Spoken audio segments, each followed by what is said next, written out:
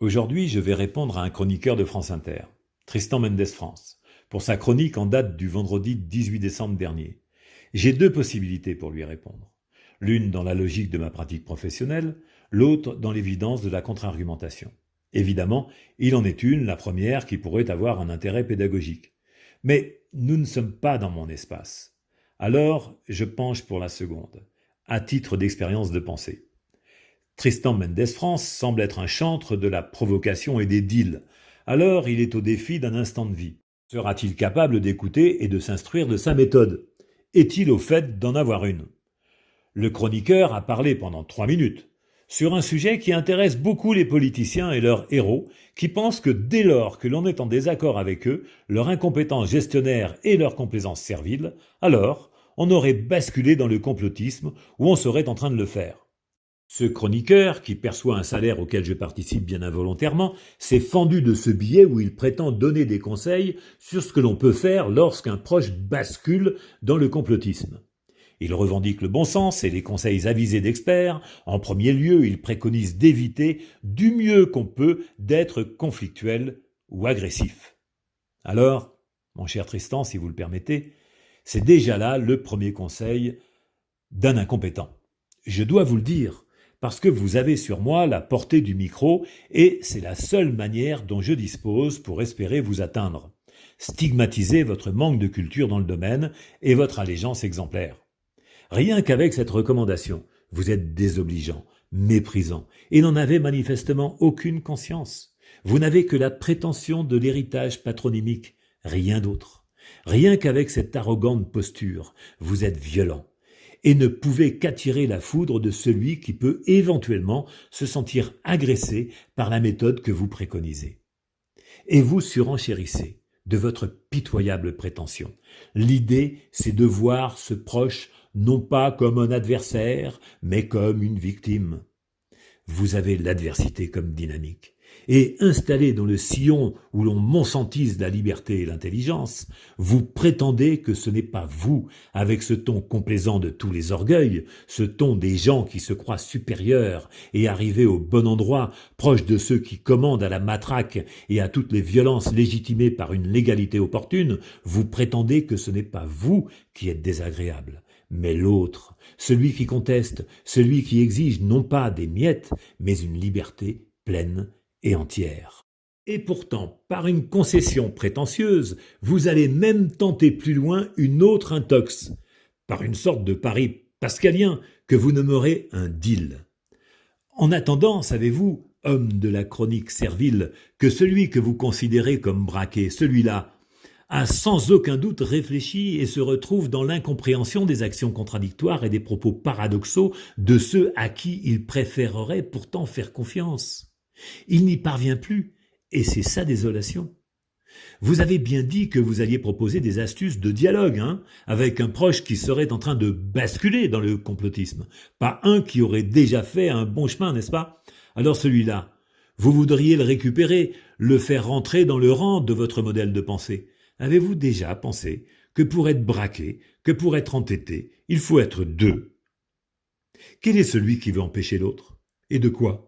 N'avez-vous pas, vous-même, une pleine charge de contradiction dans votre billet au parfum mainstream? Alors, vous sortez l'argument de pseudo-tolérance, cette bienveillance qui pourrit la vie et autorise les exclusions et les mesures autoritaires. Il faut essayer, dites-vous, de trouver un terrain d'entente en insistant sur les choses que l'on partage et pourquoi pas lui dire qu'on l'aime, qu'on s'inquiète, rappeler les bons souvenirs. Essayez. Autrement dit, le prendre pour un imbécile, oui, changer de sujet, dévier, botter en touche.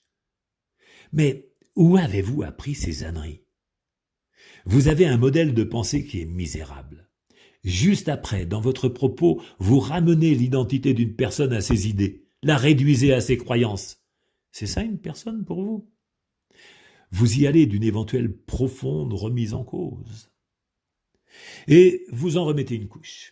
Essayez d'engager un échange, parce que vous croyez que lui, il n'essaie pas. Et vous poursuivez, hissé sur votre sarcosette de circonstance, en recommandant de broder sur une ouverture d'esprit de votre interlocuteur. mais sans rien lâcher soi-même, parce que c'est forcément lui qui est dans l'erreur.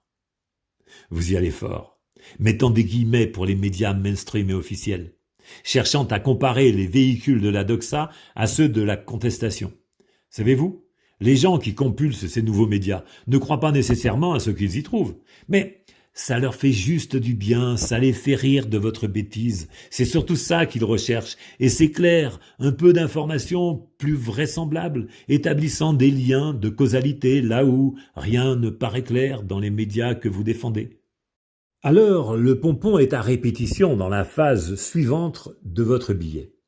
Pour aller plus loin, dites-vous, contre-argumenter face à son interlocuteur, lequel, je le rappelle, serait selon vous tout fraîchement en train de sombrer dans le complotisme, il faut bosser le sujet qui occupe votre proche.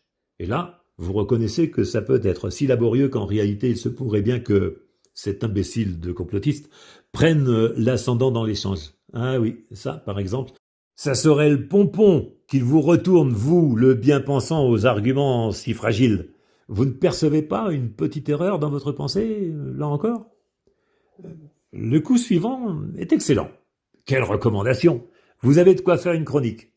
Vous sortez le fameux deal de la Manche, le coup du magicien. Si j'ai raison, tu changes d'avis, et si tu as raison, c'est moi qui le ferai. Comment faut-il vous le dire? Vous entendez la fumisterie? Si jamais le complotiste avait raison, surtout ne reconnaissez pas que finalement, c'était vous le complotiste, ou l'individu veule, servile, sans l'once de réflexion, qui avait cependant la prétention de faire changer d'avis son proche. Enfin, vous tentez de conclure en beauté.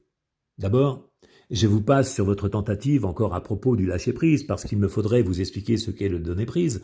Et quand on est coincé à ce point, vous avez raison, c'est assez illusoire. Si jamais vous changez d'avis, je vous l'annonce, ça risque de vous rafraîchir les neurones de devant et vous ouvrir des accès à la modélisation occipitale. Vous allez découvrir les sentiers étroits de la liberté de penser et ça peut créer un sacré bordel dans votre vie. Ne lâchez rien alors, la vie passera quand même. Moins fun peut-être, mais c'est pas sûr. Votre dernier mot vaut que je le cite.